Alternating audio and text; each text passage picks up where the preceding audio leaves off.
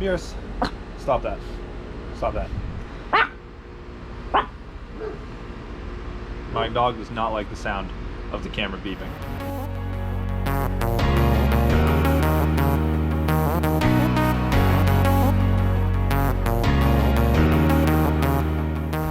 Anyways, I figured this would be as good a time as any to start the blog. I'm at the end of week 1 of prep. We're going 26 weeks. It is going to be interesting doing this with a child, especially with the whole pandemic thing going on, being stuck inside and having to work. So I do online coaching. Right now I've only got 10 clients. Hopefully I'll get some more. If not, that's fine. But keeping up with their workout plans, their nutrition, answering any questions they ask me. I try and be as responsive as possible at all hours of the day. And then when I'm at home, I'm generally watching Emery. It'll be interesting to see how that goes. So keeping up with work, keeping up with Emery, obviously staying on my diet. If I'm stuck inside, it's a little bit easier to cheat. Hopefully I won't have to. Won't have to. You never have to. Hopefully I won't. I know I have a couple times in my past preps. This is also going to be the first prep that I'm prepping myself. Preps are nice to have someone else doing it for you, so that way you don't have to make those decisions while you are deprived of calories. First prep, I had absolutely no idea what I was doing. I was just following guidance of my coach. Shout out Kyle Grundy, did a great job. I was super shredded for the show. It was ridiculous. Second show, went through him again.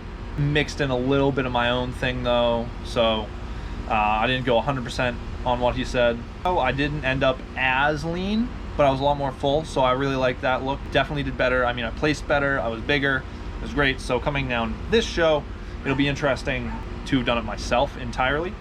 And I'm also going to be prepping one of my friends for this show.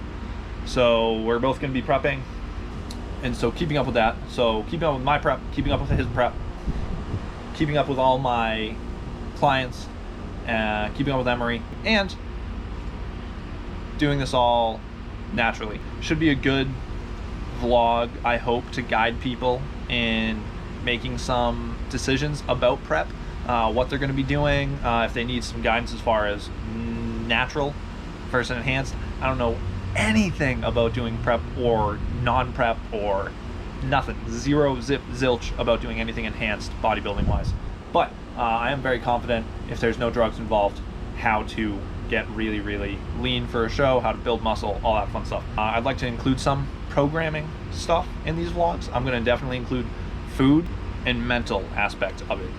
I'm going to do my best to cover how I'm feeling mentally throughout the whole process, whether that's overwhelmed, whether I'm really focusing on food, if I'm upset about dumb things. And I think that was one of the blessings with doing my first prep, is I really figured out what not to do, because I was super obsessed with the prep and that was it, and I turned into an asshole so fast. I put a ton of stress on my relationship. My wife, who was only my girlfriend at the time, was considering breaking up with me and asked me after the show to never do it again. And honestly, it was just a tough time in general for us. We got past that, married now, second prep way smoother. She said I wasn't intolerable until like the last 2 weeks, so that's cool. I can take that. Hopefully it'll be the same this time, and so I can avoid stuff like that, keep open communication. Yeah, so just kind of an open bag right now. I mean, for starters, macro wise, I've got more than enough.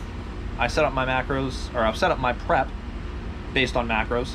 So I'm going to do flexible dieting for the show. I think it's just an easier way to do it. If you have cravings, it's a little bit easier to tailor it that way, a lot less stressful. You don't have to be like, this is what I'm going to eat at this time. And if you know your body, which I feel like I do, you can kind of eat a little bit more with what works for you. And so with that, to set up my prep, I took my average calories over the past 2 weeks, found what my maintenance was. I was holding weight at 214, 215, bobbling between the two of them. And I'll put the calories right here with protein, carbs, and fats. And so that was kind of the baseline. And then what I did is found all of my current macros based on how much weight I would need to lose per week to get down to 3% body fat for the show. So that's my goal. I want to be 3% on stage, hopefully around 190, maybe a little less. The way I have it broken down is Sunday through Thursday. These will be my macros right here.